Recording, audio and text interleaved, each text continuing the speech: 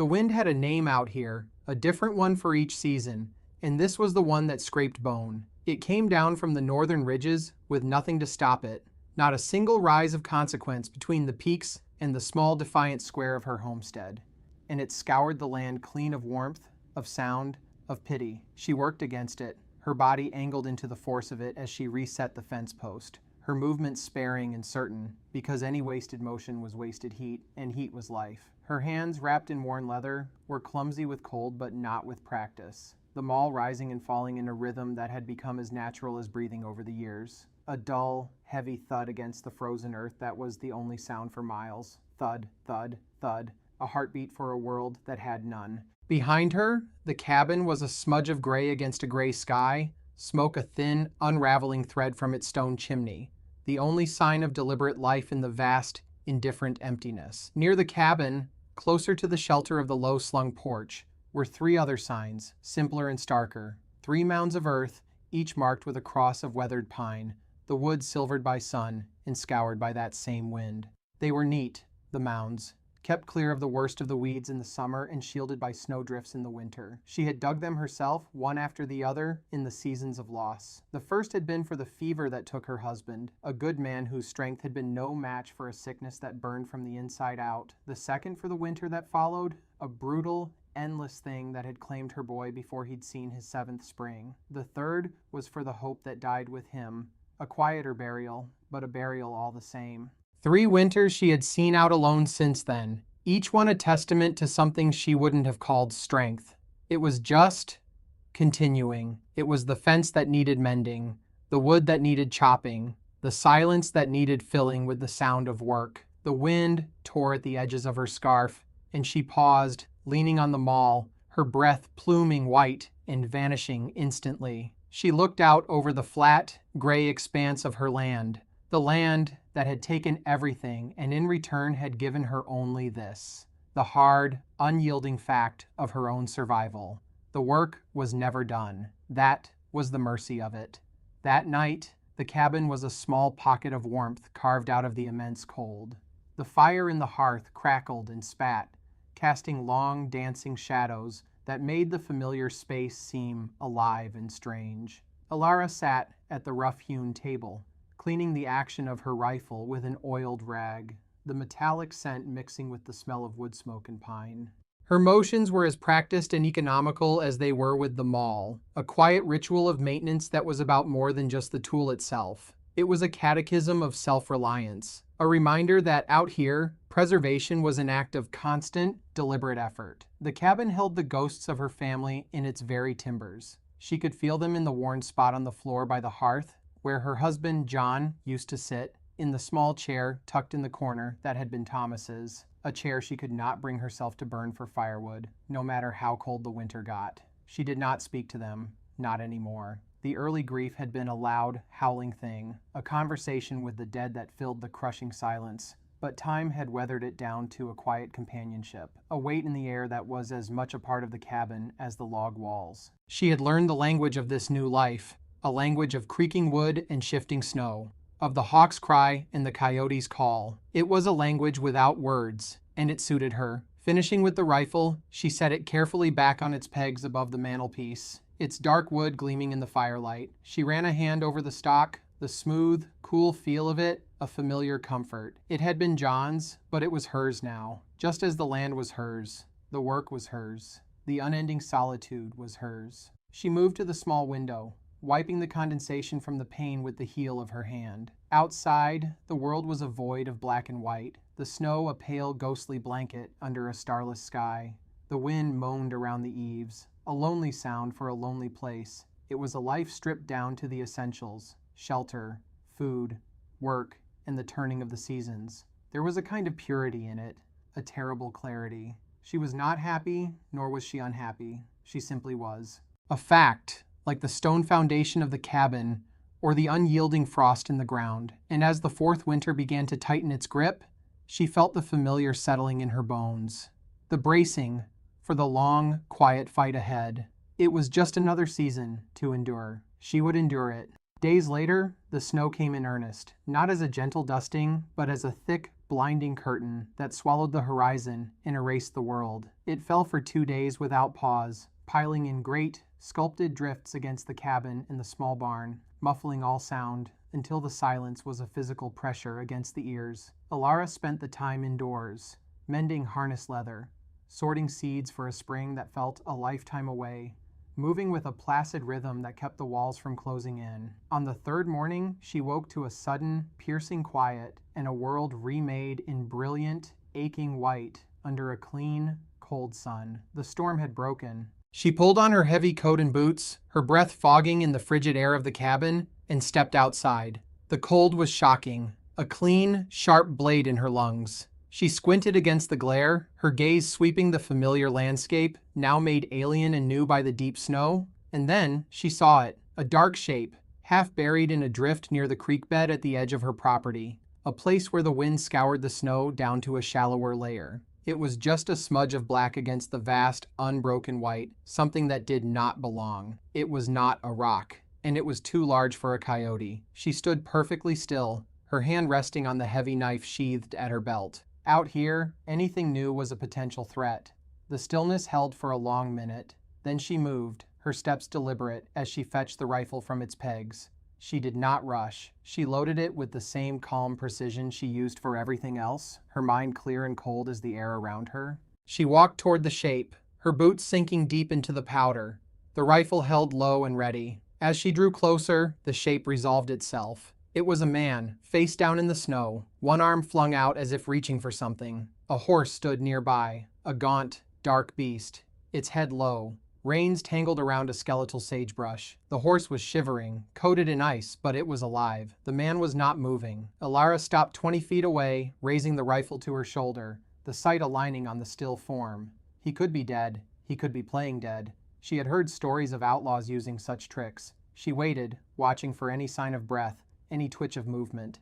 The horse nickered, a low, pathetic sound, its breath a cloud of steam.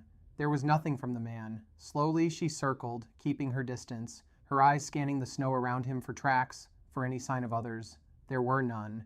Just his own stumbling, erratic trail leading from the west, and the deep, exhausted prints of the horse. Finally, she moved in. She nudged his shoulder with the toe of her boot. He groaned, a sound thick with pain, and the sound broke the spell. It was not the sound of a predator, but of a creature at the end of its strength. She knelt, holstering the rifle, and rolled him over. His face was pale, bearded, and streaked with dirt and frozen blood from a gash on his forehead. But the real problem was lower down. His coat was dark and stiff with a frozen, blackish stain on his left side, a bullet wound. His eyes fluttered open, unfocused and glazed with fever. They were a startlingly pale gray, like a winter sky. He tried to speak, but only a dry, rasping noise came out. She looked from his dying face to the vast, empty wilderness around them, then back again. Her first instinct, the instinct honed by 3 solitary winters, was to walk away. He was not her problem.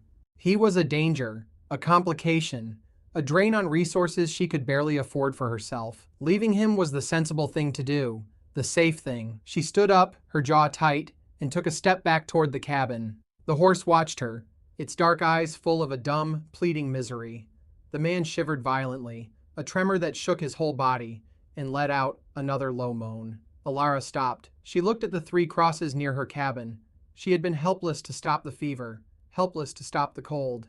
She had watched her world die, piece by piece, and had been able to do nothing but dig the graves. This was different. This was a choice. She turned back. He would probably die anyway, but he would die warm. Getting him to the cabin was a brutal, exhausting task that strained her muscles and stole her breath. He was a heavy man, all dead weight and limp limbs, and she had to half drag, half carry him through the deep snow, his boots plowing furrows in the pristine white. The horse followed, a silent, stumbling shadow. Inside, she laid him on a pallet of blankets near the fire, the sudden warmth of the room making him shiver more violently. She worked with a detached efficiency, cutting away the frozen, blood-soaked fabric of his shirt.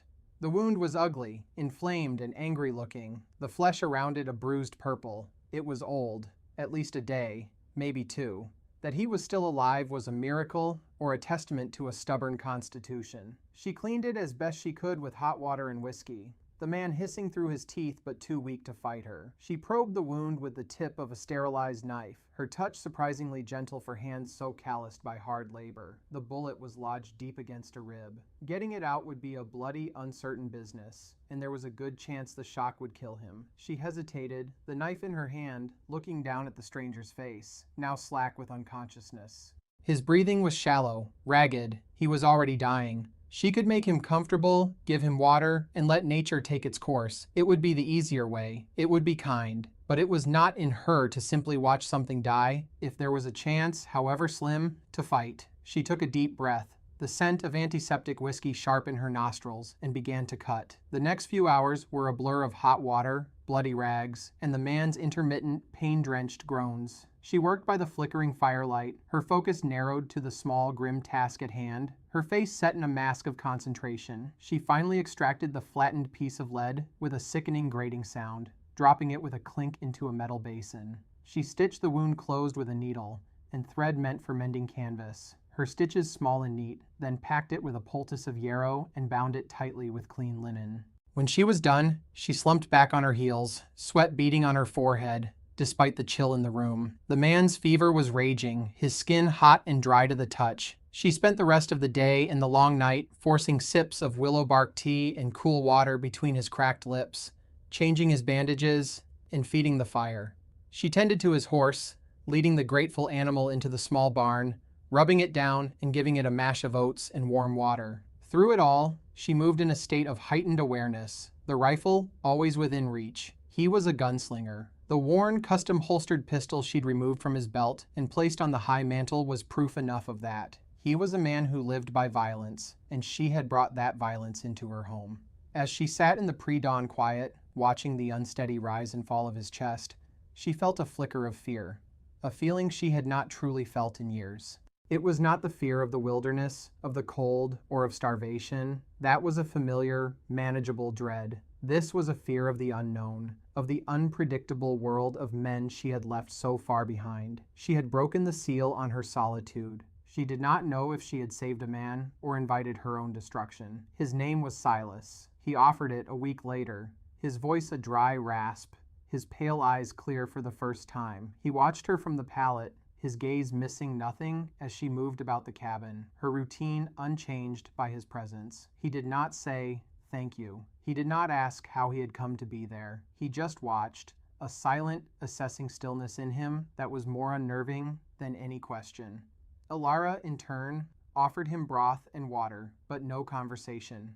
The silence in the cabin had changed. It was no longer the empty, familiar silence of solitude. It was a shared silence, heavy with unspoken things, a quiet tension that hummed just beneath the surface. He healed slowly but steadily, the iron toughness in him winning out over the fever and the infection. Soon he was able to sit up, then to stand, leaning against the wall for support. He never asked for help. He moved with a deliberate, pained grace. His respect for her space, absolute. He would sit for hours, cleaning his pistol, with a focus that was almost meditative. The soft clicks of the mechanism, a new sound in the cabin's vocabulary. Alara found herself watching him sometimes, noting the economy of his movements, the way his eyes constantly scanned the window, the horizon, even when he seemed at rest. He was like a wolf she had brought into her den, a creature of instinct and danger, temporarily tamed by injury, but a wolf nonetheless. One afternoon, there was a new sound, the crunch of hooves on snow and the jingle of a harness.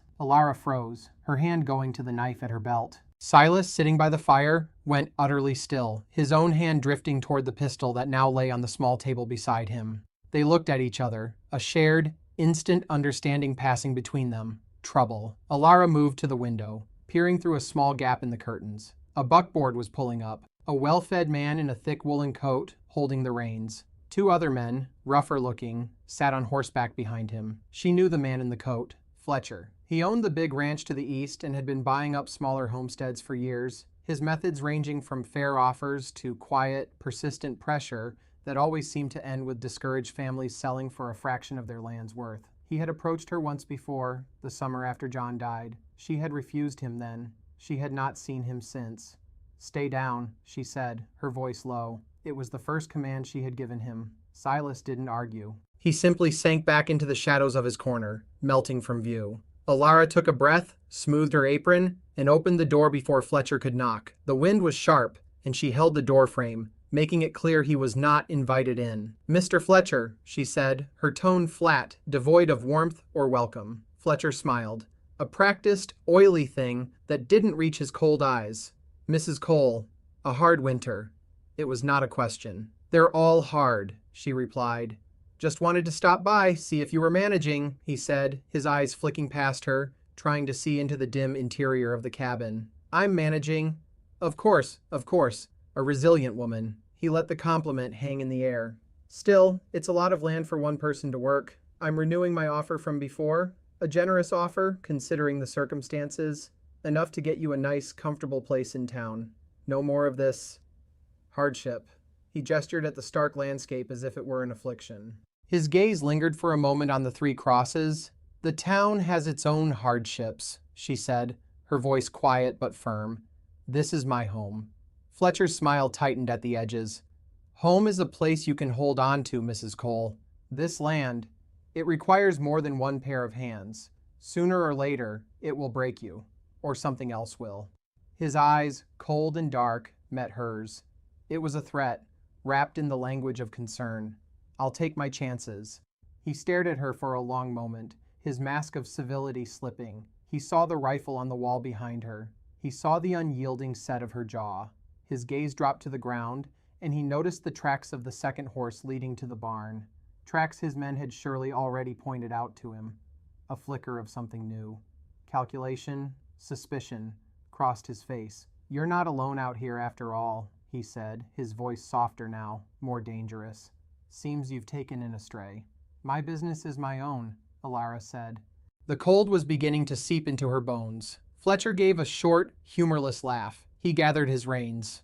"For now," he said. He nodded to his men, and the buckboard creaked as it turned, the riders falling in behind him. They rode away without a backward glance. Alara closed the door, the heavy thud echoing in the sudden silence. She leaned against it, her heart beating a little faster than she liked. From the corner, Silas spoke, his voice quiet. "He'll be back."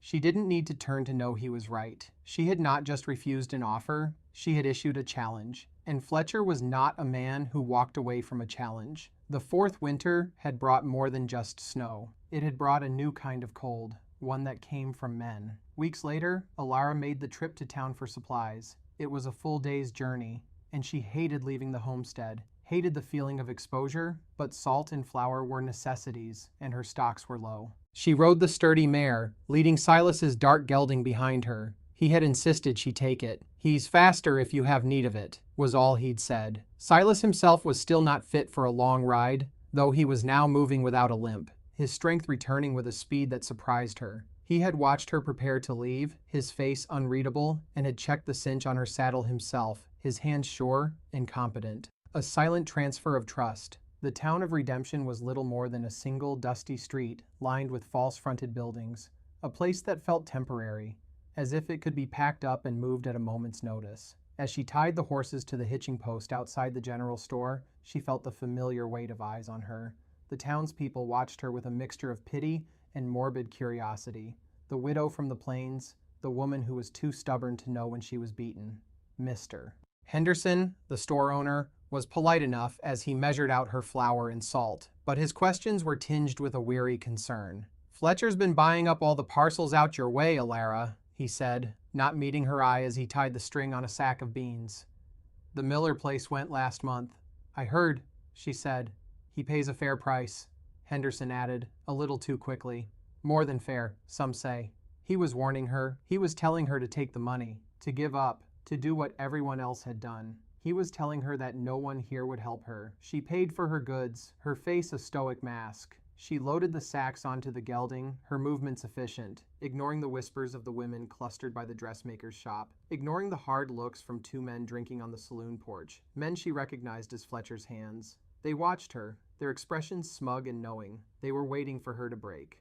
The ride home was long and cold, the winter sun already low in the sky, casting long blue shadows across the snow. The silence of the plains felt different on the return journey, filled with a new menace. Fletcher's words echoed in her mind. Home is a place you can hold on to. She urged the horses faster, an unfamiliar urgency pushing her onward. As she topped the last rise and saw her cabin in the distance, a small, dark shape against the snow, she felt a profound sense of relief. But as she drew closer, she saw that the thin thread of smoke from the chimney was gone, and Silas was standing outside, waiting for her, a rifle cradled in his arms. He was watching the trail she had just ridden, his posture alert, expectant. A cold knot of dread tightened in her stomach. She spurred the mare into a canter. When she reached him, he didn't greet her.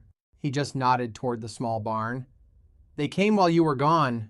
She dismounted, her body stiff with cold and apprehension, and walked to the barn. The door was ajar. Inside, the air was still and cold. Her milk cow, her last remaining link to a softer, more domestic life, lay on its side in the hay, its eyes glassy and dull. There was no mark on it, no sign of struggle. Silas came to stand beside her in the doorway. "The water trough," he said quietly. She looked. The water was unnaturally clear, the ice around the edges tinged with a faint, sick-looking green. Poison. It was a quiet, vicious cruelty, an act of waste and spite. It was not a direct assault, but a message. "We can touch you. We can take what is yours, piece by piece. You are not safe here." She stood there for a long time, looking at the dead animal, the symbol of her small, defiant self-sufficiency. She felt no tears, only a cold, hardening anger that settled deep in her bones. This was her home. They would not take it. She turned and walked back to the cabin without a word. That night, she took John's old pistol from its box, cleaned and oiled it, and strapped the holster to her hip. It felt heavy, alien. When Silas saw it, he said nothing, but his pale eyes held a flicker of something that might have been approval. The lines had been drawn. The silence of her homestead was no longer about peace. It was about the patient, watchful quiet of an impending war. The days that followed fell into a new rhythm, a silent partnership forged in the face of a common threat. The work of the homestead continued, but now it was shared. In the mornings, while Alara tended to her chores inside the cabin, Silas would take the rifle and walk the perimeter of the property. His long, slow circuit a visible claim of territory. His tracks in the snow became a new kind of fence, a warning. He was a natural fit for the land, moving with a quiet confidence that spoke of a life spent in open, dangerous places. He never spoke of his past, and she never asked. His story was written in the scars on his hands, in the way he could read the weather from the clouds, in the instinctive way he never sat with his back to a door. They were two solitary people, accustomed to relying on no one but themselves, yet they found a way to work together without words, anticipating each other's needs. Moving in a synchronized, unspoken dance, he chopped wood with a steady, powerful swing, stacking it higher than she ever could alone. He mended the section of fence Fletcher's men had cut one night, his repairs neat and stronger than the original. In return, she cooked for him. Simple, hearty meals they ate in their accustomed silence at the small table. She mended the tear in his coat, her stitches as fine and practical as the ones she'd used to close his wound. One evening, she found him in the barn, working on the gelding saddle, his hands moving with practiced skill over the worn leather. He was tooling a small, intricate design into a new piece he was adding, a pattern of a hawk in flight. She watched him for a moment, unseen in the doorway. It was a moment of surprising artistry from a man she had only known as a vessel of quiet violence. He was more than just a gunslinger. He was a man who had once had another life, another trade. The thought was a small crack in the wall of his mystery, a hint of the person he was before the gun became an extension of his hand. He looked up then, as if sensing her presence, and their eyes met across the dusky space. He didn't stop his work. "My father was a saddler," he said, his voice quiet. It was the first piece of his past he had ever offered. "He taught me." "It's good work," she replied, her voice equally soft. He nodded, his attention returning to the leather. The moment passed, but something had shifted. A small piece of trust had been laid down between them, solid and real. They were no longer just a wounded man and the woman who had saved him. They were allies. Later that night, as the wind howled outside, he was cleaning his pistol again at the table.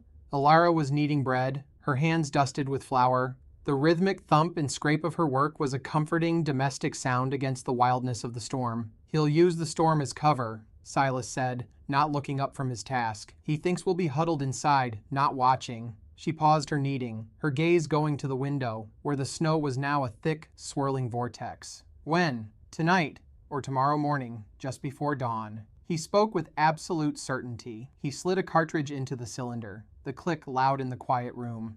He'll want to finish it before the thaw.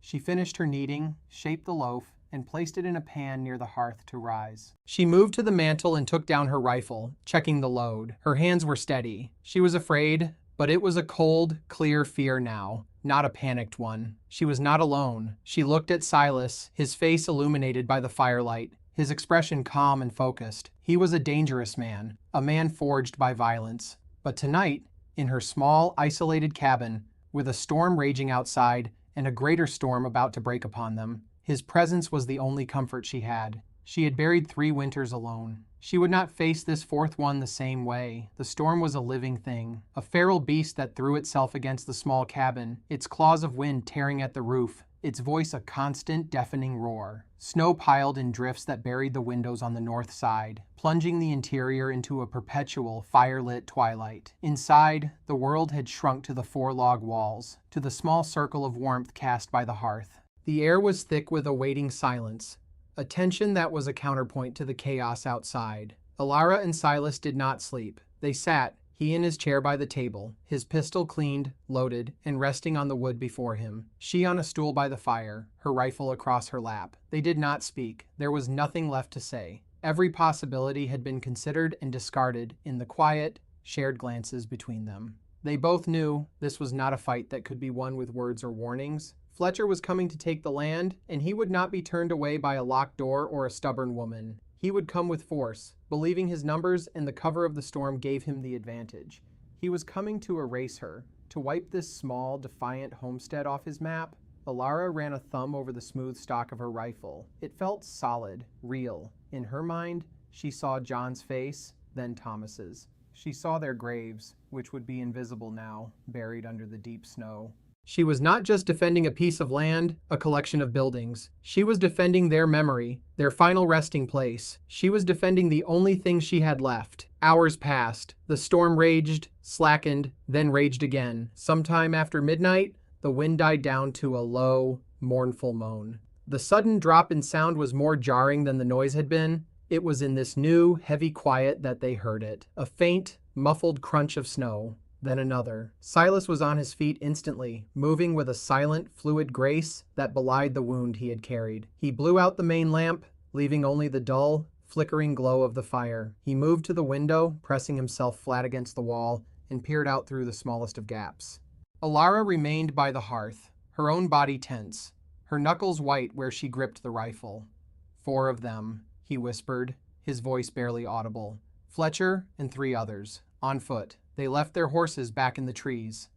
They were being careful. They were trying to be quiet. They thought they were the hunters. Alara's heart pounded a slow, heavy rhythm against her ribs. She took a deep, steadying breath, the air tasting of wood smoke and cold fear. She thought of the cow, of Henderson's pitying eyes, of the smug look on the faces of Fletcher's men. A cold resolve settled over her, pushing the fear down, turning it into something hard and sharp. Not here. Not this house. They heard the soft thud of a body bumping against the porch, then the whisper of voices, indistinct and distorted by the wind. A floorboard on the porch creaked under a heavy weight. They were getting into position, surrounding the cabin. The doorknob began to turn, slowly, quietly. Silas raised his pistol, aiming it squarely at the center of the door. Alara raised her rifle, the stock pressed tight against her shoulder, the front sight a dark notch against the pale wood of the door. The latch clicked. The door flew open with a sudden violent crash, kicked in from the outside. For a fraction of a second, the figure of a man was framed in the doorway, a dark silhouette against the swirling snow, a shotgun held at his hip. The firelight glinted off the twin barrels. He never had a chance to raise it. Silas's pistol fired, the sound a deafening crack inside the enclosed space. The man in the doorway jerked backward as if struck by an invisible fist and collapsed into the snow, his unfired shotgun thudding onto the porch. A second man lunged in behind him, and Alara's rifle bucked against her shoulder, the roar of it echoing the first shot. He cried out, a short, sharp sound of surprise and pain, and stumbled back, clutching his leg. Pandemonium erupted outside. Shouts, curses, The sudden bright flash of muzzle fire from the corner of the house. A bullet splintered the window frame, sending a shower of glass and wood into the room. Silas was already moving, not back, but forward. He dropped to one knee in the open doorway, using the frame for cover, and fired twice more into the darkness. His movements were impossibly fast, economical, and precise. One shot, then another. A scream cut through the night, followed by the heavy sound of a body falling. He was not a man in a gunfight. He was a craftsman at his work. Alara scrambled to the broken window, reloading her rifle with fingers that felt clumsy but did not shake. She peered out into the swirling snow. She could see Fletcher, his face a pale mask of shock and rage, trying to drag his wounded man back toward the trees. The fourth man was providing cover, firing wildly at the cabin. The bullets thudded into the log walls, harmless. This was her home. She knew its angles, its strengths. They were exposed, caught in the open.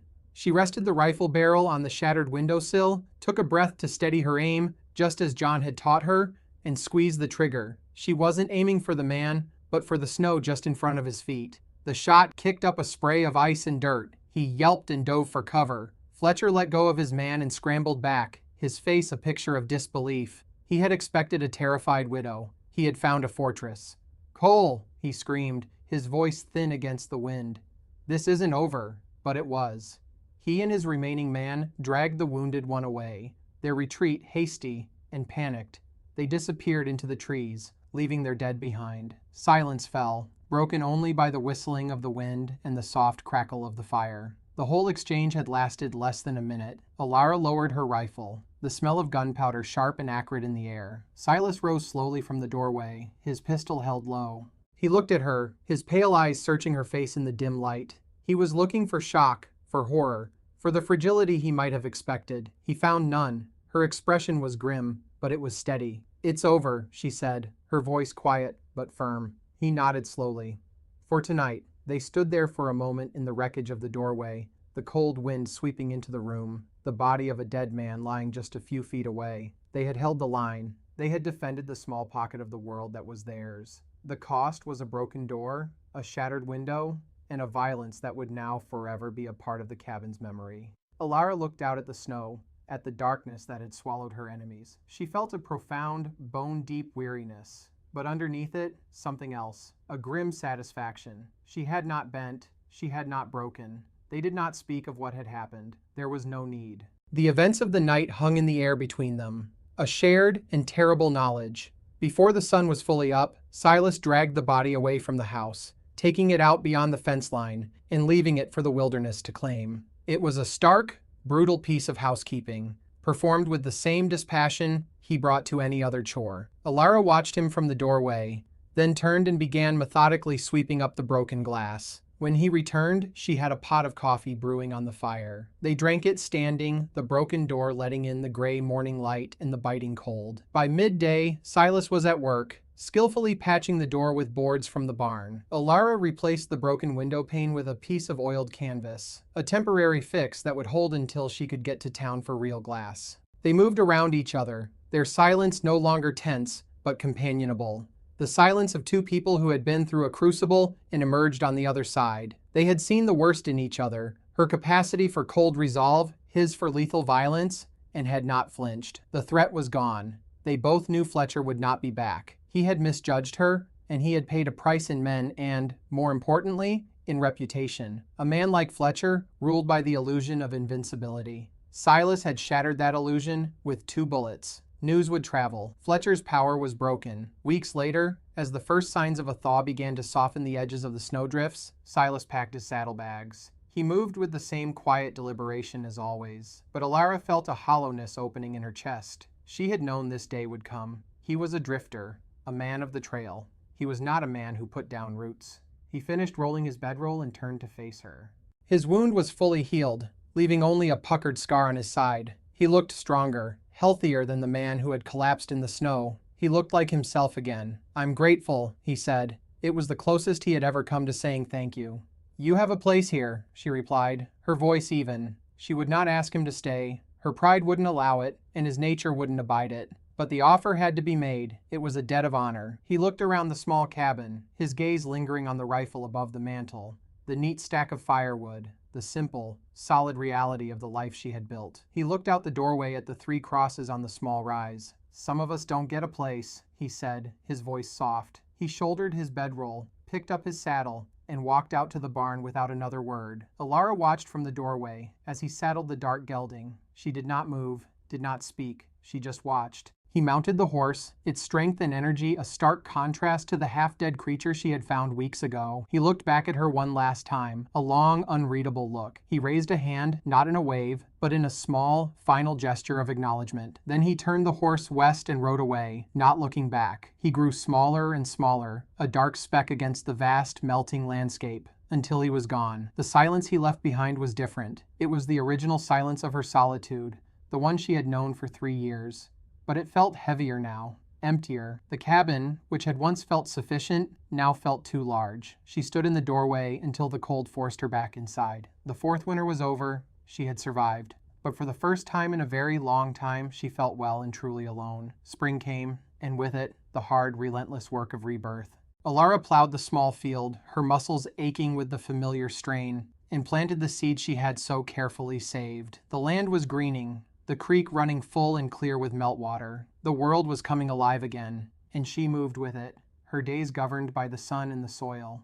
The memory of the winter, of the violence and the fear, began to fade, softened by the daily demands of life. She went to town for supplies, and for the first time, the townspeople looked at her differently. The pity was gone, replaced by a wary, grudging respect. No one spoke of Fletcher, who, it was rumored, had sold his holdings and moved further west.